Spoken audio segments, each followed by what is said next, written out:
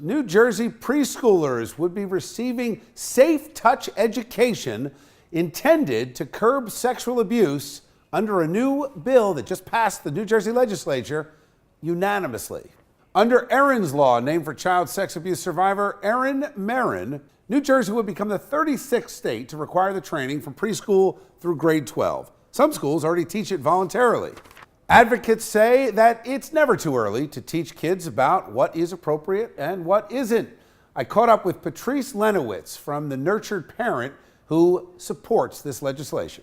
How do you guard against what we've seen happen where people have been falsely accused because the kid was coached in a certain way? How do you prevent that from happening and seeing an increase in false accusations? I think that is probably a very, very small amount of cases.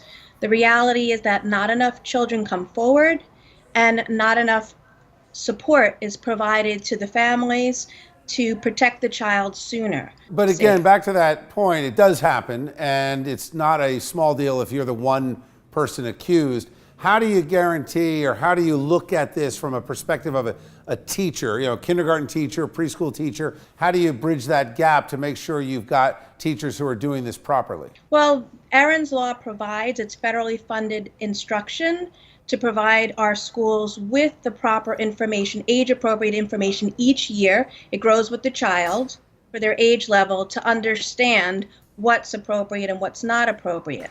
All right, let's bring in tonight's A+ panel and talk about, well, what I think are two sides to this discussion. Lisa Durden, social commentator, is back with us, and Bob Bianchi, former prosecutor and now defense attorney. Bob, I'm going to start with you on this. 36 states, it actually seems like if you support this, New Jersey, surprisingly, is late to the party. But the other side says, to me anyway, the possibility of someone being falsely accused is raised. I think that this is a phenomenal law. I think there's a reason why in a vapidly partisan political scenario that it was unanimously passed. It not only teaches people how to act responsibly and how they touch. Moreover, as a prosecutor, how many young victims have been victims of crime because they've been told to keep it a secret and they don't know the difference between good touch and bad touch. That said, there is an infinitesimal statistical fact, if you will, that every now and again with any law you pass, you may have led to something that causes somebody to be falsely accused. But the reason I don't have a big problem with that with this law is that would take the parent or some guardian or somebody that was older to translate the training program into accusing somebody of inappropriately doing it, which to me, the cost-benefit analysis, this law is phenomenal. You've been involved in a case like that. I've had many cases. Was directed. I've had many cases as a prosecutor where it turned out not to be accurate, and as a defense lawyer. And let's not forget the Margaret Kelly Michaels case. It was a nationally renowned case in New Jersey where multiple young kids were manipulated by the manner in which they were interrogated to falsely accuse somebody of committing horrible offenses. So that is possible with young minds. So, Lisa, to that point, and I understand Bob's point, and but forgetting even the falsely accused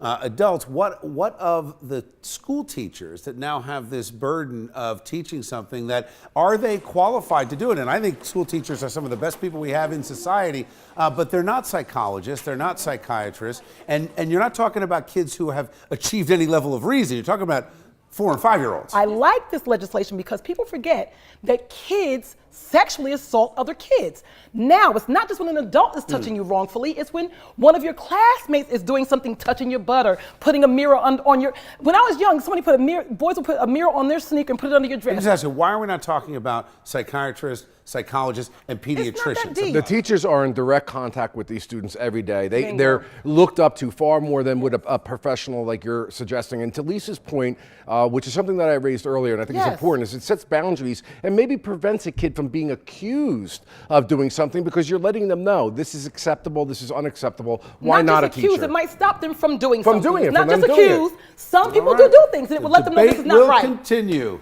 Thanks, guys.